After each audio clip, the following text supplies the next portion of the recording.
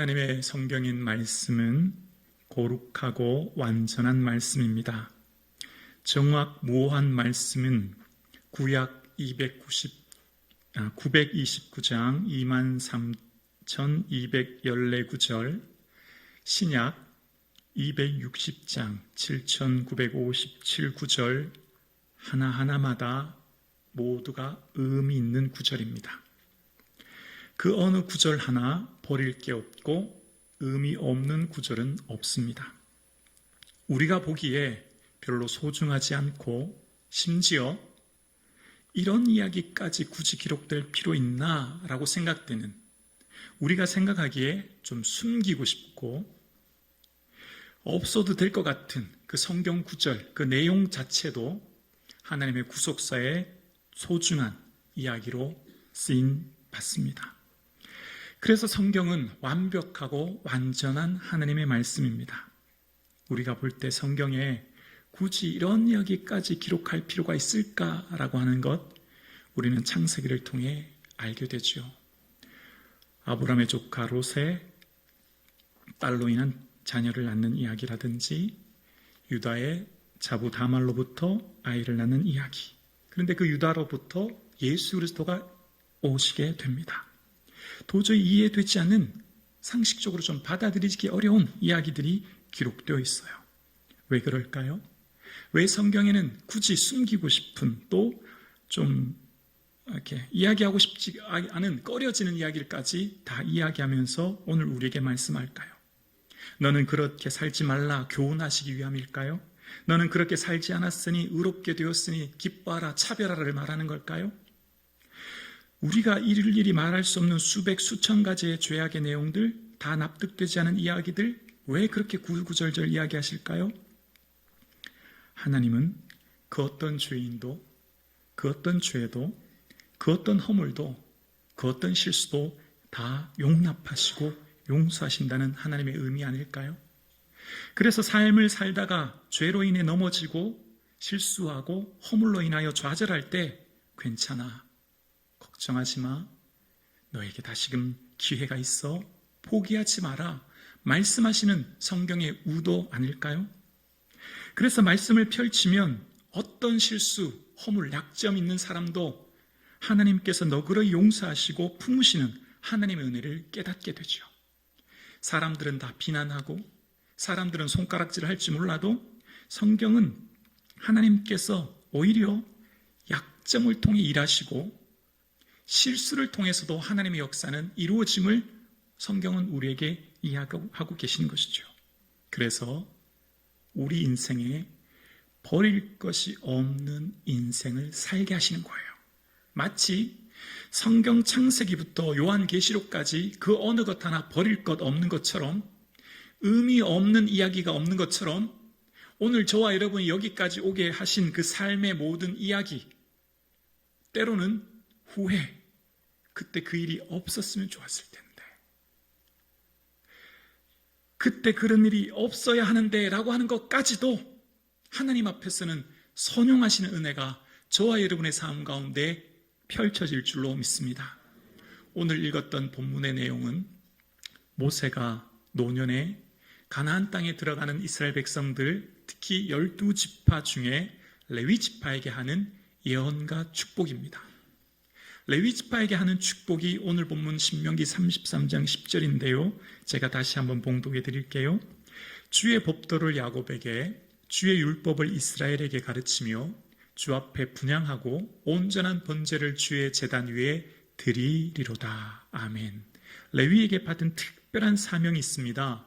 가나안 땅 들어가면 하나님의 말씀인 율법을 백성들에게 전수하고 가르치는 일을 하게 되고요. 또 두 번째는 하나님 앞에 예배드리는 직무를 잘 감당하게 된다는 거예요. 그래서 레위 지파에서 속한 제사장이 세습되어 하나님 앞에 제사를 집례하게 됩니다. 놀라운 은혜를 받은 거예요. 가장 거룩하고 가장 영광스러운 직무를 레위 지파가 얻게 된 겁니다. 그런데 여러분 그거 아세요? 레위는 처음 아브라함의 셋째 아들이잖아요. 레아로부터 난 셋째 아들인데 레위는 야곱이 무척 미워했다는 사실을, 아니 저주했다는 사실을 여러분 아십니까? 야곱이 마지막 애굽에서 임종을 앞두고 12아들을 향해 모두가 다 축복하고 미래에 있어질 일들에 대해서 영광스러운 일들을 예언하는데 유독 시므온과 레위에게는 이런 저주를 얘기합니다. 창세기 49장 7절입니다. 그 노여움이 혹독하니 저주를 받을 것이요 분기가 맹렬하니 저주를 받을 것이라. 내가 그들을 야곱 중에서 나누며 이스라엘 중에서 흩으리로다. 시므온과 레위, 지금 오늘 읽었던 레위에 대해서 어떻게 말하냐면 그 노여움 때문에 너는 저주를 받을 뿐만 아니라 너는 이스라엘 중에서 다 나뉘어 흩어지게 될 거야. 이런 얘기를 하는 겁니다. 아니, 다른 아들들에게는 다 축복을 얘기하는데 왜 나는, 아버지 왜 나는 이런 저주를 하세요? 레위가 얼마나 상처가 되고 레위가 얼마나 아프고 힘든 시간이었겠습니까? 그럼 왜 야곱이 레위에게 시므온에게 이렇게 저주했을까요? 그 동기를 살펴보려면 이전에 창세기 34장에 있었던 일들인데요. 야곱이 외삼촌 집인 밧단 아람에서 돌아오죠.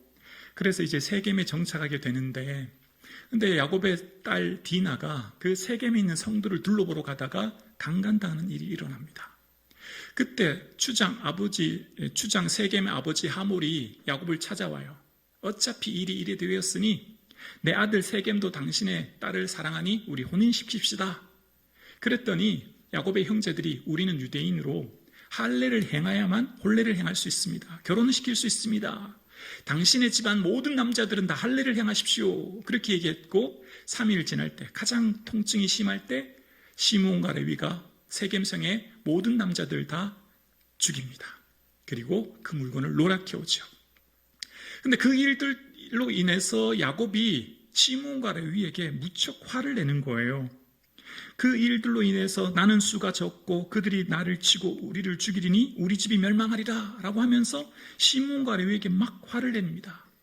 그리고 그때 일을 기억해서 나이가 많이 든 야곱은 이제 노년에 그 사건으로 인해서 시므온과 레위에게는 그 노여움이 혹독하니 저주를 받게 될 거야. 노여움이 혹독하다라고 하는 공동번역의 해석은 화가 나면 모질게 군다라는 의미가 있어요. 아마 시므온과 레위는 매우 거칠고 폭력적이고 참지 못하는 그런 성격이 있었던 것 같아요. 그 기질적인 성격이 그들에게는 약점이었죠. 참지 못하는 거친 성격이 그들은 약점이었고, 그것 때문에 어쩌면 그들에게는 저주를 받는 큰 어려움을 겪게 된 거예요. 여기까지 보면 레위는 참 불행한 집 아들이요, 레위 지파는 참 불쌍한 지파입니다. 그런데 오랜 세월이 지나 그 축복이 저주로 바뀌는 계기가 이후 출애굽기 34장에 나타나는데요. 모세가 시내산에 올라갔을 때 아론이 금송아지를 만들고 제사하며 뛸 때, 그때 당시 모세가 내려와서 이야기합니다. 여호와의 편에 선 자는 나오라, 그렇게 얘기해요. 아무도 나오지 않을 때 레위 지파가 그 앞에 모여 나옵니다. 그리고 하나님께서 그 금송아지에 절했던 사람들을 칼로 치라 말하고 그 중에 3,000명을 레위 지파가 나와서 형제, 친구, 이웃을 치게 되지요. 그것을 통해서 하나님께서는 모세를 통해 이것이 여호와께 헌신되었으니 너희가 복을 받을 거야 라고 말씀하십니다. 하나님의 그 분노를 풀어주는 속죄사역에 레위 지파가 대신하여 참여하게 되었고, 그것을 인해 이후에 복을 받는 계기가 된 거예요. 아버지 레위가 이제 임종할 때 아마 할아버지로부터 저주를 받았으니 그 마음이 얼마나 힘들었을까요? 절망, 포기, 낙담이 아니라 아마 그 레위는 아들들에게 이렇게 예언했을 것 같아요. 얘들아, 우리는 다른 형제들과 달리 우리 집안은 저주를 받았어. 그래서 더 각별히 주의해야 된다. 우리의 성품의 이 거친 기질을 주의하고 특별히 더 하나님 말씀에 귀를 기울이고 주의해야 된다. 그렇게 얘기했을 것 같아요. 그러니까 레위는 이 받은 저주로 인해 나는 이제 망했다, 끝났다 생각한 게 아니라 이것을 오히려 계기로 더 하나님께 매달리자, 오히려 더 하나님의 은혜를 구하자. 얘들아, 너희들 대대로 늘 기억해라. 우리는 다른 형제들과 달리 저주를 받았어. 그러니 더 하나님 앞에 겸손하자. 그런 유언을 남겼을 것 같아요. 그래서 아마 이후에 모세가 주님 앞에 하나님 편에 나온 자는 하나님 편에 선자 나오라고 할 때 레위 지파가 나왔을 것으로 보입니다. 그리고 이제 레위 지파는 완전히 반전이 일어납니다. 하나님이 레위 지파를 내 것이라고 말하시면서 애굽에 들어갈 때 인구 조사를 할 때 레위 지파는 숫자를 세지 않아요. 기업도 주지 않습니다. 오히려 하나님이 당신이 자신의 레위 지파의 기업이 된다고 말씀하세요. 그리고 레위 지파는 이 성막을 지키고 보호하고 성막에서 예배드리는 일을 집례합니다. 그리고 레위 지파는 특히 이제 흩어져 살리라라고 하는 말처럼 12지파에 다 흩어집니다. 48개 성읍에 흩어지는데, 그런데 놀라운 은혜가 있어요. 오늘 본문의 말씀, 주의 율법을 이스라엘에게 가르치는 일을 하는 거예요. 그 말씀을 통해서 우상을 숭배하지 않은, 세속화되지 않은 거룩한 방파제 역할을 하는 거예요. 다시 말하면 11개 지파의 레위 지파는 축복입니다. 레위 지파가 거룩한 진리의 말씀의 등대가 되어서 빛을 비추었기 때문에 48개 성읍에 흩어져 있었던 레위 지파로 인해서 나머지 지파들이 말씀 앞에 서게 되고 하나님께 예배드리는 은혜를 얻게 된 거예요. 그들이 레위 지파 존재 자체가 저주받았던 그들이 그 존재 자체가 이제는 축복의 사람으로 바뀌게 된 거예요. 그들이 비록 흩어져 살게 되었지만 과거의 저주가 오히려 축복의 삶으로 인생이 놀라운 반전이 일어난 겁니다. 그들의 약점, 기질적인 성품들, 그 약점이 오히려 하나님께서는 강점이 되어 인생을 바꾸셨던 거죠. 과거의 인생이 그들의 걸림돌이었던 그 인생을 하나님께는 디딤돌로 바꿔주신 거예요. 야곱이 레위 지파에게 레위는 폭력의 도구로다, 그 칼은 폭력의 도구로다 라고 했었는데 오히려 이제 레위 지파는 생명의 도구로 그의 인생이 바뀌게 됩니다. 도피성이 레위 지파에 속한 이 요단강을 기점으로 강 좌우에 3개씩 도피성이 있는데요. 하루면 누구든지 도피성에 도착할 수 있게 만들었습니다. 도피성은 뭐죠? 실수로 인해 사람을 죽인 사람들이 그 도피성에 가면 생명을 유지할 수 있게 되어지는 겁니다. 이때 당시 법은 눈에는 눈, 이에는 이였기 때문에 사람을 죽인 사람은 그 가족들 중에 그를 죽일 수 있게 되었습니다. 그런데 의도하지 않아 실수로 사람을 죽인 사람이 있게 되고 그 사람은 공정한 재판을 받을 때까지 도피성에서 피할 수 있게 되었죠. 그래서 레위 지파가 속한 그 성읍은 생명의 성읍으로 바뀌게 된 거예요. 그들의 삶이 하나님께서 은혜 내려주셔서 하나님께서 말씀하신 이제는 축복의 통로로 바뀝니다. 하나님께서는 레위 지파에게 속한 제사장들을 세우시고 제사장에게 하나님께서는 말씀하시죠. 모세를 통해 하나님께서는 민수기 6장에 보면 아론에게 그렇게 말씀하십니다. 너는 이스라엘 자손들에게 이렇게 축복하라. 여호와께서 내게 복을 주시고 너를 지키시기를 원하며 여호와는 그 얼굴을 향하여 드사 그 은혜 베풀어 주시기를 원하며 여호와는 그 얼굴을 내게로 비추사 평강 주시기를 원하노라. 이같이 내 이름으로 이스라엘 자손에게 축복할지니 누가요? 레위 지파가요. 제사장이요. 축복할지니 내가 그들에게 복을 주리라. 레위 지파가 속한 그 제사장이 하나님의 축복을 대언하여 축복을 하면 하나님이 그들에게 축복하신다는 거예요. 저주가 축복으로 놀라운 반전이 일어난 거죠. 레위 지파의 인생은 절망요, 소망이 없던 인생에서 하나님께서는 놀라운 은혜를 주시는 거예요. 말씀은 우리에게 뭘 이야기할까요? 영원한 저주는 없다. 영원한 실패는 없다. 영원한 심판은 없다. 영원한 멸망은 없다. 영원한 절망은 없다는 거지요. 주님 앞에 나오는 자에게는 하나님이 놀라운 은혜를 주시는 거예요. 그래서 오늘 본문을 통해 우리에게 말씀하시는 게 있어요. 우리 인생은 버릴 것이 단 한 구석도 없다. 아멘이십니까? 지금 내가 걸어온 모든 인생살이 걸음걸음 오늘 내가 여기 서 있는 것 전적인 주님의 은혜인 줄로 믿습니다. 우리 요원이 없는 우리의 인생을 계획하시고 이끄신 하나님, 그 하나님의 거대한 계획 속에 오늘 우리는 걸어가고 있는 거예요. 그래서 디모데전서 4장 4절은 이렇게 이야기합니다. 우리 함께 고백할까요? 하나님께서 지으신 모든 것이 선함에 감사함으로 받으면 버릴 것이 없나니.